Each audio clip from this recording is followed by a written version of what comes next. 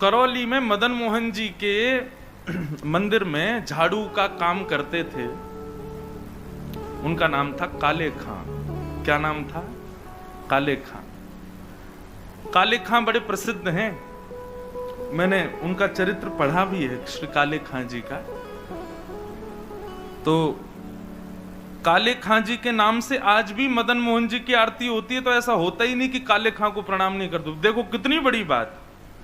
हमारे हिंदुओं के इष्ट ठाकुर जी हैं और उनकी आरती होती है, तो आरती में एक विजातीय व्यक्ति का स्मरण किया जाता है, तब आरती संपन्न होती है श्री मदन मोहन लाल जी की।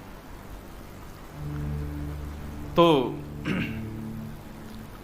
काले खां जो थे वो झाड़ू का काम करते थे मंदिर में। अपना घर चलाने के लिए उन्होंने ये कार्य स्वीकार किया। परंतु देखो यहां बहुत सारी बातें इसी कथा में सिद्ध हो जाएंगी। ठाकुर जी के प्रति प्रेम होने के लिए हमको हिंदू धर्म में होना, एक भक्त कुल में जन्म लेना, या हमारा एनवायरमेंट भक्ति युक्त होना जरूरी हो, ऐसा नहीं है। रैदास जी कहते हैं, सो ही सुहागन प्रिय जाहि रीझे। भक्ति वो ही कर सकता है जिससे ठाकुर जी रीझे हों। इसलिए अपने लिए ताली बजा लेना कि हम लोग कथा सुन रहे हैं, तो इसका मतलब ठाकुर जी हमसे रीझे हैं। आप अपनी इच्छा से सुन ही नहीं सकते। मैं अपनी इच्छा से सुना ही नहीं सकता। यदि मैं बिहारी जी जा रहा हूं, मैं कथा में आ रहा हूं, मैं वृंदावन जा रहा हूं, तो इसका मतलब यह बात निश्चित है कि ठाकुर जी मुझसे प्रीति करते हैं, इसीलिए संभव है। वो नाराज हो जाएं तो हमारी मजाल क्या जो हम अपने बिस्तर से उठ के और कहीं नहा धो करके बिहारी जी भी चले जाएं? नहीं जा सकते। वो अपनी महफिल में हमको दाखिल कर लेते हैं, अपनी आंखों के आगे हमको खड़ा कर लेते हैं। इसका मतलब वो भी हमको देखना चाहते हैं, इसीलिए। तो काले खां एक विजातीय व्यक्ति, हिंदू भी नहीं था, केवल अपने घर को चलाने के लिए झाड़ू का काम करता था मंदिर के पास। इसी बहाने उसको कभी कभी मदन मोहन जी दिख जाते थे। अब देखते देखते, झाड़ू लगाते लगाते, अब उसकी आदत में आ गया कि अब वो बिना श्याम सुंदर को देखे रह नहीं पाता। रोज मंदिर में जाता, झाड़ू लगाता और पीछे सीढ़ियों पे ही खड़ा हो जाता। अंदर तो जाने की उसको अनुमति नहीं थी। तो वहीं से भीड़ जब इधर उधर होती थी तो बीच में से थोड़ी सी झांकी श्री मदन मोहन जी की उसको दिख जाती थी। मानो उसको ऐसा लगता था उसका हृदय परम शीतल हो गया हो, परम आनंदित हो गया हो। धीरे धीरे भक्ति प्रस्फुटित होने लगी हृदय में। अब तो ये स्थिति हो गई कि मंगला में पहुंच जाता और शयन करा के ही घर आता था वापस। और इससे परिणाम ये हुआ कि पत्नी जो थी काले खां की, वो बड़ी बरसती थी। परिवार के लोग उसको काफिर बोलते थे। बोले बताओ, जन्मा हमारे कुल में, कभी खुदा को तो याद करता नहीं, वहां पत्थर पूजने चला जाता है, इस प्रकार की बातें बोलते। लेकिन उसको किसी से कोई फर्क नहीं पड़ता। वो तो और आनंदित हो गया जब उसकी पत्नी उसके बिल्कुल विपरीत होती चली गई, तो वो तो और खुश हो गया। बोले बढ़िया है, जो बीच में दोपहर में भोजन करने घर जाता था, अब उसका भी मन नहीं करता मेरा। क्यों? चिक चिक करेगी, लड़ेगी मुझसे, इससे बढ़िया मंदिर में पड़े रहो। अच्छा एक बात कहें, मैं अपनी कथा में कहा करता हूं, हमारे संबंधी यदि अनुकूल हों तो ये बिहारी जी की कृपा, लेकिन हमारे संबंधी यदि प्रतिकूल हों तो ये समझो बिहारी जी की डबल कृपा है। कथा में 3 प्रकार के लोग आते हैं। पहले इच्छुक, दूसरे आमंत्रित, जिनको निमंत्रण आमंत्रण भेजा गया है, और तीसरे जो घर परिवार और संसार से दुखी हैं। 3 प्रकार के लोग कथा में आते हैं। यहाँ हो सकता है एक आध लोग ऐसे बैठे हो, कोई घर जाएंगे तो क्या, कुछ नहीं, सब लड़ेंगे झगड़ेंगे, पीछे पड़े रहे, इससे बड़े कथा में ही बैठे रहो। तो मंदिर कथाओं में जाने वाले 3 प्रकार के लोग होते हैं, इच्छुक, भक्त, आमंत्रित और दुखी, दुखियारे बेचारे। तो काले खां को तो और अच्छा लगता, पत्नी बेचारी ऐसी विमुख हो गई कि अब तो वो पूरा दिन ही मंदिर में ही निकालता। लेकिन काले खां की व्यवहार धर्म में एक पीड़ा थी कि उनको कोई संतान नहीं थी। घर परिवार के लोग सब उसको बहुत डांटते थे। बोले अरे तू खुदा को भजा कर, वो तुझको संतान देंगे, वो तेरे को बेटा देंगे, तू किसको भजने चला जाता है, खुदा को पुकारता ही नहीं है, इसीलिए तो तेरे बालक नहीं हो रहा।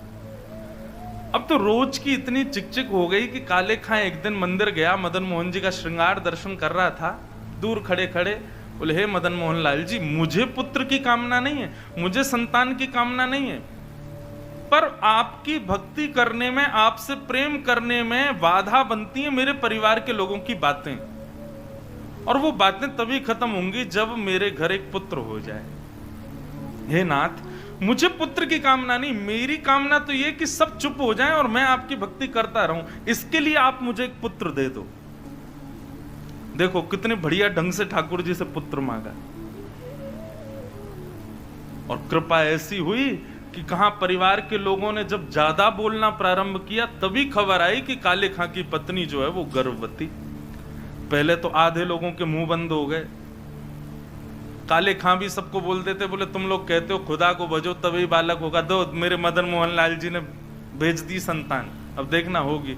फिर ये हुई कि अब बेटी हुई तो समझेंगे कि इसके ठाकुर जी ने दी, बेटा हुआ तो समझेंगे हमारे खुदा ने दिया। बोले ऐसा नहीं, ये तो हमारे ठाकुर जी कृपा करेंगे, उन्हीं की कृपा से ही हो रहा है। और काले खां के यहां पर एक पुत्र ने जन्म लिया। जन्म लेते ही महाराज काले खां बड़ा खुश, इसलिए नहीं कि पुत्र हुआ, इसलिए कि अब सबके मुंह बंद हो गए, अब मुझसे कोई कुछ नहीं कहेगा, अब मैं निरंतर मदन मोहन लाल जी का खूब दर्शन किया करूंगा। लेकिन हमारे ठाकुर जी सीधी सीधी जीवन जिए कोई, इससे ठाकुर जी को आनंद नहीं आता। हमें बिहारी जी बड़े चतुर हैं, खुद टेढ़े हैं तो इसलिए भक्तों का भी जीवन टेढ़ा मेढ़ा ही कर देते हैं। ये बात आप सबने अनुभव की होगी। जीवन में अगर 10-15 दिन बड़े खुशी खुशी निकल जाएं तो चिंता और बन जाती है, अब पता नहीं क्या होने वाला है, 10 दिन से कुछ हुआ नहीं है मेरे साथ, निश्चित कुछ तो होगा। अब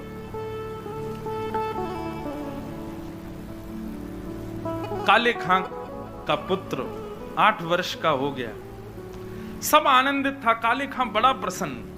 अब तो जन्माष्टमी भी मनाता है, राधाष्टमी भी मनाता है, रामनवमी भी मनाता है, घर वालों को नहीं बताता, बस मंदिर में जाके सब उत्सव होते हैं उसमें आनंद करता है। 8 वर्ष का बालक काले खां का यमुना जी के तट पर, नदी के तट पर कहीं खेल रहा था अपने मित्रों के साथ, और एक सर्प ने उसको डस दिया। सर्प के डसते ही महाराज नीला पड़ गया उसका पुत्र, बेहोश होके गिर गया। बालक दौड़े दौड़े गए काले खां के घर, काले खां तो मंदिर में था, उसकी पत्नी को जाके बताया। पत्नी रोते रोते मंदिर पहुंची, जाकर के बोली जल्दी चलो, हमारे बेटे को सर्प ने डस दिया है, वो नदी के तट पर बेहोश पड़ा है, मैं जा रही हूं उसके पास, तुम जाओ किसी झाड़ फूंक वाले को लेके आओ, हमारा बेटा मर जाएगा। लेकिन काले खां व्यस्त था ठाकुर जी की श्रृंगार आरती में, श्रृंगार आरती हो रही थी। पत्नी इतना बोल करके लौटने लगी, लौट करके उसने पीछे देखा कि आए कि नहीं, तो देखा तो काले खां तो ठाकुर जी को ही देख रहा था। पत्नी जाकर के बरसने लगी, बोले तुमको अभी भी यही दिख रहे हैं? अरे हमारा बेटा मरने वाला है, देरी करोगे, कोई झाड़ फूंक वाला नहीं पहुंचा तो उसकी मृत्यु हो जाएगी। लेकिन काले खां तो अभी भी मदन मोहन जी को ही देख रहे थे। पत्नी ने कहा यदि मेरे पुत्र को कुछ हो गया ना तो फिर देखना मैं क्या करती हूं, तुम्हें और तुम्हारे इस मदन मोहन को दोनों को देखूंगी मैं। ऐसा कहकर के पत्नी तो चली गई, काले खां वहीं खड़े रहे, नेत्रों से अविरल अश्रुधार बहाने लगे, इसलिए नहीं कि पुत्र को सर्प ने डसा, इसलिए हे मदन मोहन लाल, क्यों आप चैन से नहीं बैठने देते मुझको, क्यों आप चैन से मुझे दर्शन नहीं करने देते? ये सब मुझे पता है आपकी लीलाएं हैं, और ये सब क्यों करते हो ये भी मुझे पता है, मुझे परखने के लिए कि मैं अपनी स्थिति से च्युत तो नहीं हो रहा कहीं। लेकिन मेरा पुत्र दिया आपने था तो बचाओगे भी आप ही, और पुनः कहूंगा इसलिए नहीं कि मेरा पुत्र है, इसलिए कि मैं आपसे दूर ना हो जाऊं, बस मेरे पुत्र को बचाना। संध्या आरती के बाद जैसे ही कपाट बंद हुए, काले खां नदी के तट पर पहुंचा। भीड़ इकट्ठी थी। पत्नी को जैसी पता चला काले खां, बोले आगे ओझा को नहीं लाए, झाड़ फूंक वाले को, बोले वो तो मैं भूल गया। इतना कहना हुआ कि महाराज परिवार के लोगों ने काफिर काफिर कहकर के काले खां को सुनाना प्रारंभ कर दिया। दौड़ करके गए, ओझा को लेकर के आए। जैसे ही ओझा ने आकर के उसकी नब्ज आदि देखी तो कहा ये बालक तो जीवित नहीं है, इसकी तो मृत्यु हो चुकी है। सब रोने लगे। काले खां की पत्नी ने अपने पुत्र को गोद में उठाया और ले गई और मदन मोहन जी के द्वार पर जाकर के अपने पुत्र को रख दिया। बोले बहुत कहते थे मदन मोहन लाल जी ने दिया, मदन मोहन लाल जी ने दिया, तो ये जीवित करके दिखाएं इसको अब। और यदि ये जीवित नहीं हुआ, खुद भी मर जाऊंगी, तुमको भी मार दूंगी और पूरे परिवार को नष्ट कर दूंगी इन्हीं की दहली पर। तब काले खां ने मदन मोहन लाल जी को निहारा और निहार करके कुछ शब्द काले खां ने लिखे। हैं तो थोड़े उर्दू के अल्फाज, लेकिन हैं बहुत सुंदर। इनमें से कई शब्दों के अर्थ तो मुझे भी नहीं पता, उर्दू में है, पर एक बात कहें, भक्त की जब चरमोत्कृष्ट भक्ति हो जाती है ना, तो उसकी भक्ति शब्दों के रूप में निकलने लगती है। जब भक्ति चरम स्थिति में पहुंचती है, कहां मीराबाई ने नहीं गाया, सूरदास ने नहीं गाया, तुलसीदास ने, सबने गाया। एक बात नोट कर लीजिएगा, जिसने पाया उसने गाया, और जिसने नहीं पाया वो गा नहीं पाया कभी। यदि बिहारी जी मिलेंगे ना, तो आप गाने का प्रयास नहीं करोगे, गाना अपने आप होगा, अपने आप प्रकट होंगे शब्द आपके मुख से। अभी हमारी स्थिति क्या है, अभी हम सूरदास के पद गाते हैं, अभी मीराबाई के पद गाते हैं, अपने हमारी कोई निर्माण नहीं है, अपनी हमारी कोई सामर्थ्य नहीं है। पर जिस दिन बिहारी जी मिलेंगे, उस दिन जिह्वा में सामर्थ्य आएगी और आप कुछ ना कुछ गाओगे, ये निश्चित है। जो पाएगा वो गाएगा। काले खां मदन मोहन लाल जी की ओर देखने लगा और कहने लगा, मुसफक साफीक रफीक दिल दोस्त मेरे नजदीकी हकीकी ख्याल कीजिए।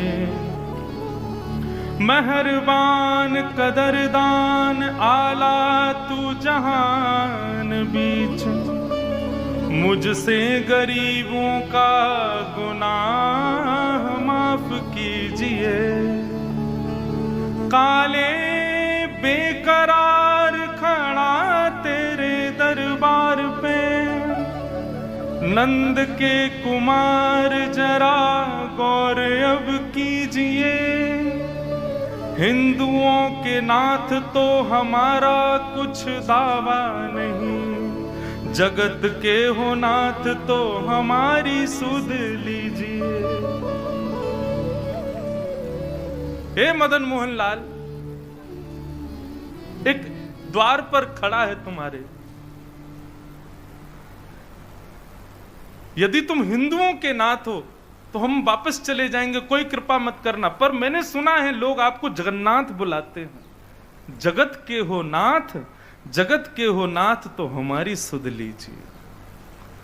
बस ये बात कहनी हुई, नेत्रों से अविरल अश्रुधार बहने लगे काले खां के, और देखते ही देखते जैसे अश्रुधार का एक बिंदु नीचे पड़े हुए काला पड़ गया था पुत्र विष के कारण, जैसे एक बिंदु जाकर के उस पुत्र के मुखमंडल पर पड़ी, पड़ते ही उसका जो काला वर्ण हो चुका था वो श्वेत होने लगा, और धीरे धीरे पुत्र ने आंख खोलनी प्रारंभ करी। उठ करके बैठ गया, देखने लगा, जल पी करके बोला, अब्बा अम्मी, जो उसके माता पिता थे उनको उन्हीं शब्द में पुकारा। बोले कि वो कहाँ गया? बोले कौन? अरे अभी जो यहाँ खड़ा था, मेरे समान छोटा सा बालक था, मेरे जैसा ही सांवला उसका वर्ण था, मोर मुकुट पहनी थी, बहुत सुंदर उसकी मुस्कान, उसके ऐसे सुंदर नेत्र थे, वो मेरा सखा है, वो मेरे गले में गलवैयां डाल करके खड़ा था, कहाँ गया वो? और ये भाव देखते ही वहां खड़े जितने लोग थे सबने मदन मोहन लाल जी को दंडवत प्रणाम किया। सब समझ गए, बोले किसने की है कृपा हमको पता है। तब से लेके आज तक श्री मदन मोहन लाल जी की आरती होती है तो आरती होते ही वहां का एक आरती पूर्ण होते ही एक पंक्ति गाई जाती है। कारे के बेटा को जब कारे ने खाया, कारे के बेटा को जब काले ने खाया, कारे की कविता सुन बेटा जिवायो है। काले खां के बेटा को जब काले नाग ने खाया तब काले खां की कविता सुन करके उसके बेटा को जिवाने वाले बोल मदन मोहन लाल की जय। ऐसे श्री मदन मोहन लाल जी, ऐसे हमारे श्री वृंदावन बिहारी लाल, भरतपुर बिहारी लाल। तो ये कथा क्यों सुनाई? हमारे यहां प्रायोरिटी पहले बाकी के सारे कामों को और फिर उसके बाद ठाकुर जी को नहीं। यदि भक्त हैं, यदि वैष्णव हैं, यदि आप सांसारी हो तो निश्चित है बिहारी जी को चौथे पांचवें नंबर पे ही रखो। लेकिन यदि अपने आप को भक्त कहते हो, दुनिया से कहते हो कि हम वैष्णव हैं, तो ठाकुर जी को प्रथम स्थान दो। उसके बाद में संसार की कोई स्थिति होनी चाहिए। ये भक्ति का स्वरूप। पहले बिहारी जी से संबंधी वस्तु, पहले बिहारी जी की कथा, पहले बिहारी जी के संबंध की कोई भी क्रिया, उसके बाद कोई और क्रिया। और एक बात और कह दें, सावधानी के रूप में टर्म्स एंड कंडीशंस पहले ही बता दे रहे हैं। आप जिस दिन इस चीज को अपने जीवन में लागू करोगे कि पहले बिहारी जी, उस दिन से परीक्षाएं 4 गुनी बढ़ जाएंगी आपकी। क्योंकि ठाकुर जी फिर चेक करेंगे, अच्छा प्रायोरिटी हमें पहले, ले बेटा अब बता। बस उससे घबराना नहीं। कैसी भी परिस्थिति जीवन में आए, कैसी भी स्थिति, कितने भी भयानक झोंके जीवन में आ जाएं, अपने भक्ति की नींव को आप मजबूत रखना। बस विश्वास बिहारी जी के प्रति प्रबल है तो काले खां का पुत्र मरकर के पुनश्च जीवित हो सकता है। मीराबाई विष का प्याला पीकर के भी मृत्यु को प्राप्त नहीं कर सकती। गोस्वामी तुलसीदास का पूरा परिवार बिखरने के बाद भी वे मानस की रचना कर सकते हैं। गोस्वामी तुलसीदास जी का कभी चरित्र पढ़िएगा, कितने शत्रु थे उनके, कितनों ने मारने का प्रयास किया, लेकिन गोस्वामी जी का कोई बाल बांका नहीं कर पाया। बस ठाकुर जी विश्वास के लिए परीक्षाएं जरूर लेंगे, चेक करेंगे, देखें तो सही हम प्रथम प्रायोरिटी हैं कि नहीं, हम प्रथम स्थान पर हैं कि नहीं। इसलिए हमारा हाथ जोड़ के निवेदन, जो अपने आप को भक्त कहते हैं, पहले ठाकुर जी को प्रथम स्थान दीजिए, उसके बाद किसी और को। और इसी भाव को हृदय में धारण करके कथा सुनिए, सत्संग सुनिए, मंदिर जाइए कि प्रथम तो ठाकुर जी हैं, उसके बाद में कोई और।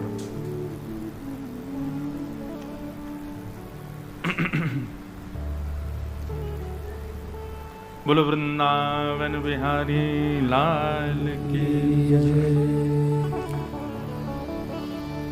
भूमिका में चले गए ज्यादा, पर अच्छा ही था। जो भी भाव निर्मित हो श्री बिहारी जी की कृपा से ही होता है। तो हम ये विषय क्यों लेकर के प्रारंभ किया था? ये विषय प्रारंभ किया था स्मृति शब्द से, कि वो 5 वर्ष पुरानी जो स्मृति है ना, उसी स्मृति का कल हम फोन कर दें कि भैया सुनो आज ना कथा आप ही लोग कर लो, हम थोड़े थक रहे हैं, हम नहीं आ रहे। तो ऐसा हो सकता है? भरतपुर के अखबार में छप जाएगा, हमारा जयपुर तक, वृंदावन तक हल्ले हो जाएंगे। इंद्रेश जी ने भरतपुर में कथा की और तीसरे दिन फोन करके कहा हम थक गए, हम नहीं आ रहे। हम कर ही नहीं सकते, हमको आना ही पड़ेगा, चाहे सर दर्द हो चाहे पेट दर्द हो। मतलब बाकी के लोग तो समय निकालने के लिए सोचते हैं ठाकुर जी के लिए, हमारा तो कान ही बिहारी जी ने पकड़ा, बोले नहीं बैठना ही पड़ेगा तुझे, तो करनी ही पड़ेगी। घर में चाहे किसी का ब्याह हो, घर में चाहे कुछ भी हो, हमको कथा करने जाना ही पड़ता है। तो ये तो ठाकुर जी की हम पर कृपा है, तो इससे पुण्य तो बनते होंगे बंधुओं। कथा सुनाते हैं, इतने लोग सुनते हैं, तो पुण्य तो मिलते होंगे। पर हमने पहले ही सोच रखा है नाथ, इस पुण्य के बदले हमको एक ही चीज देना, क्या? हम वैकुंठ आएंगे ये तो हमको पता है, ये तो निश्चित हम जान चुके हैं, वैकुंठ से नीचे तो हमको मिलने वाला नहीं है। लेकिन हम वैकुंठ में आकर के भी कथा करें और शंख चक्र गदा पद्मधारी हमारे बिहारी जी के ही पूर्ण अवतार श्री नारायण को सामने बैठा करके कथा सुनावें, वहां भी कथा करें। लेकिन हम अकेले नहीं जाएंगे वैकुंठ।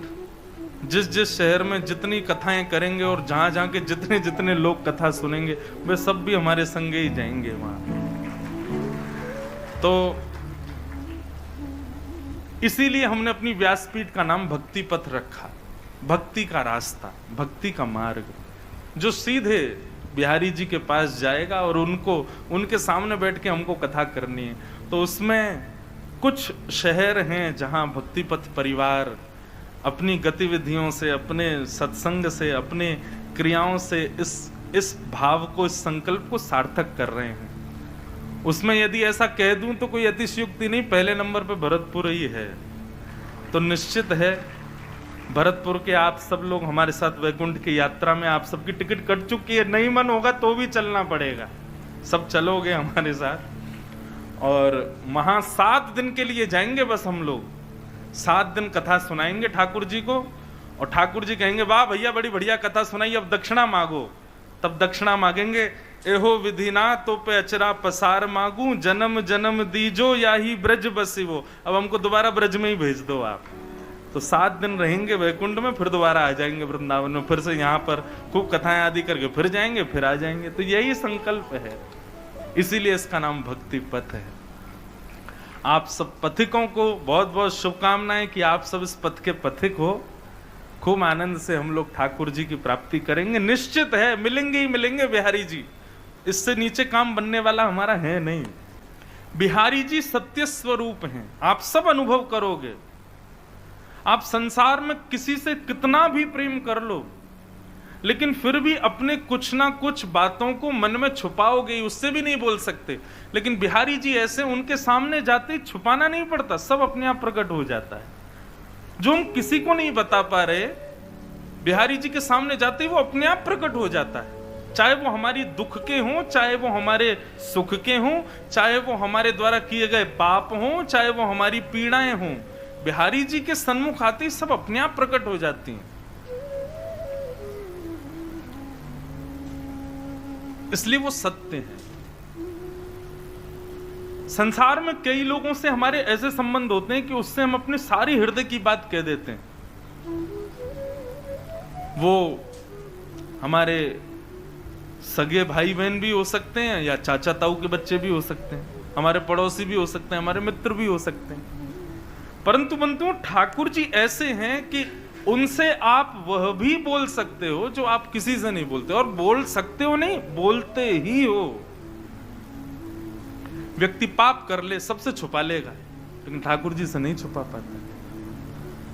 चोर भी यदि कभी मंदिर में जाता है ना, तो बिहारी जी से कहता होगा, हे बिहारी जी, आगे वाली की चैन काट रहा हूं मैं, क्षमा कर देना। आज भी हमने सुना कि कथा में 2-3 माताओं के कुछ चैन वैन कट गई। इसलिए भैया यहां तो भक्ति का गहना पहन के आओ, उसको कोई चोरी कर ही नहीं पाएगा। सांसारिक गहने घर ही छोड़ के आई हूं, क्योंकि यहां पर भी बहुत सारे लोग बिहारी जी से प्रार्थना इसीलिए करके आ रहे होंगे कि हे बिहारी जी कृपा करना वो महंगी वाली चेन पहन के आवे ताकि हम काट सकें। बिहारी जी बेचारे सबके हैं, कहो तो उसकी सुन लें। इसलिए आप लोग अपनी चतुराई से आओ, थोड़ा सावधानी रखो इस बात में भी। तो भगवान सत्य हैं, उनके सामने सबका सत्य प्रकट हो जाता है। इस बात का प्रमाण देती है महाभारत की एक कथा। कौरवों के पिताजी का नाम क्या है? धृतराष्ट्र। धृतराष्ट्र का एक श्लोक है महाभारत में, वो वहां कहते हैं, जानामि धर्मं न च मे प्रवृत्ति, जानाम्य धर्मं न च मे निवृत्ति। धृतराष्ट्र कहते हैं, मैं जानता हूं कि धर्म क्या है, लेकिन जानते हुए भी पता नहीं क्यों मेरा मन ही नहीं होता करने का। और मैं ये भी जानता हूं कि मैं और मेरे पुत्र जो कर रहे हैं ये अधर्म है, लेकिन ये जानते हुए भी पता नहीं क्यों मैं ना तो उनको रोक पा रहा हूं ना खुद रोक पा रहा हूं। मतलब व्यक्ति को पता है कि सही क्या है और गलत क्या है, लेकिन फिर भी वो गलत करता है। ऐसा हो ही नहीं सकता कि उसको पता नहीं था कि ये गलत है। सबको पता होता है कि हम गलत कर रहे हैं, हम अपराध कर रहे हैं, हम पाप कर रहे हैं, सबको पता होता है ये, लेकिन फिर भी हम करते हैं। तो अपराध करते हैं जानते हुए भी कि ये अपराध है, जानते हुए भी हम कर देते हैं। क्यों? हम 2 मिनट के लिए ऐसा विचार कर लेते, ठाकुर जी क्षमा करना, क्या करें, मजबूरी है, करना पड़ेगा। तो हमें यह बात तो पता है कि ठाकुर जी को पता है कि हमने ऐसा किया है, हमसे ऐसी वस्तु हो गई है, हमसे ऐसी क्रिया हो गई है। ठाकुर जी सत्य हैं, उनको सब पता है, उनसे कुछ छुपा नहीं है। सत्य भगवान का दूसरा स्वरूप है चैतन्य। बंधुओं, ठाकुर जी को कभी भी जड़ मत समझना। ये एक भक्ति में अपराध है कि ठाकुर जी को हम जड़ समझें। ये तो मूर्ति हैं, कुछ भी पहना दो, कुछ भी खिला दो, कैसे भी रख लो, नहीं, वो चैतन्य है, साक्षात चैतन्य है। उनके प्रति चैतन्य का भाव रखना ही पड़ेगा, तभी आपकी भक्ति आगे को अग्रसित होगी। आप केवल ये भाव रखोगे ये तो मूर्ति हैं बस, आप भक्ति में कभी उस वस्तु, उस श्रेणी से कभी आगे नहीं बढ़ पाओगे। उनके प्रति चैतन्य भाव रखना ही पड़ेगा।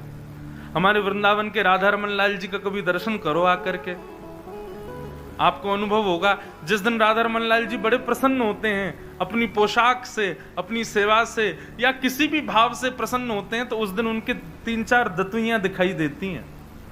कोई गौर से अगर देखे दूरबीन से या फिर फोटो खींच ले, और यदि अभी जैसे गर्मियों के समय में शाम को लगभग हर मंदिर के ठाकुर जी बाहर आ जाते हैं, बाहर आकर के सबको दर्शन देते हैं। आप कभी गौर से देखना, राधा रमन लाल जी जिस दिन बड़े प्रसन्न होते हैं ना, उस दिन उनके दांत दिखाई देते हैं, 3-4 दांत दिखते हैं। क्यों? क्योंकि वो जड़ नहीं है, वो चैतन्य है। उनको जड़ समझने की भूल भी मत कीजिएगा। हमारे श्री गोवर्धन नाथ, ऐसे ठाकुर जी तो पूरे विश्व में ही नहीं है। क्यों? सारे मंदिरों में अपरस का भाव है, किसी को भी प्रवेश नहीं कर सकता कोई, लेकिन एकमात्र हमारे गोवर्धन नाथ जी ऐसे, यहां कोई भी चले जाओ, सबको अधिकार है, सब अंदर चले जाओ, सब गिरिराज जी को गले लगा लो। अच्छा देखो, एक बात और बताएं, ब्रजवासियों को अधिकार है कि जब श्री गोवर्धन जाएं तो किसी गोवर्धन शिला का भले ही अभिषेक ना करें, भले ही इत्र ना लगाएं, भले ही भोग ना लगाएं, लेकिन गले से जरूर लगा के आया करो, क्योंकि ये संबंध हमारा ठाकुर जी ने बनवाया था गिरिराज जी के साथ। और एक और बात बताएं, गिरिराज जी में जितनी भी शिलाएं, गिरिराज जी से जो अलग शिलाएं दिखाई देती हैं, जो गिरिराज जी पर लेटी हुई हैं, ये सब अनन्य ब्रजवासी ही शिला बनकर के गिरिराज जी को माने आलिंगन कर रहे हैं, अपने हृदय से लगा रहे हैं। तो हमारे गिरिराज जी को आलिंगन जरूर किया करो, श्री गोवर्धन नाथ जी को। तो भगवान चैतन्य है, वो जड़ नहीं है, जड़ कभी नहीं मानना उनको। आप जिस दिन ये भाव रखोगे कि ये जड़ हैं, आपसे उसी दिन से अपराध बनने प्रारंभ हो जाएंगे। सेवा में अपराध, भोग में अपराध, भक्ति में अपराध, उसी दिन से अपराध बनने लग जाएंगे। इसलिए आप उनको चैतन्य समझो। चैतन्य समझोगे, चैतन्य मानोगे। अच्छा, चैतन्य मानने का मतलब एक और सुन लीजिए, इसका मतलब ये भी नहीं कि आप ठाकुर जी को सब जगह संगी लेके चलो, डलिया में कहीं भी ले जा रहे हैं, कहीं का समय, इस समय ठाकुर जी गौचारण में ही होते हैं, अपने ग्वाल बालों के संग होते हैं। इसी भाव से हम कथा में आते हैं कि ठाकुर जी तो गैया चरावे गए, हम कथा करे चले जाए, शाम को जब जाएंगे तब तक ठाकुर जी आ जाएंगे। ये भाव बंधुओं कब प्रकट होंगे? जब आप अपने ठाकुर जी को जड़ ना समझ के चैतन्य समझोगे। जैसे हमें सर्दी लगती है, हमें गर्मी लगती है, हमें भूख लगती है, हमें प्यास लगती है, ऐसे ही ठाकुर जी हैं, वो जड़ नहीं है। व्यक्ति के कमरों में एसी लगे हैं, ठाकुर जी के कमरे में पंखा लगा है, वो भी जोर जोर से आवाज कर रहा है, चर्र चर्र चर्र, धीरे धीरे चलता है। क्यों? ठाकुर जी के लिए भी एसी लगाओ, वो जड़ नहीं है, वो चैतन्य है। ठाकुर जी के लिए भी उतनी व्यवस्थाएं रखो जितनी व्यवस्थाएं आपके लिए हैं। और ये सब भाव बंधुओं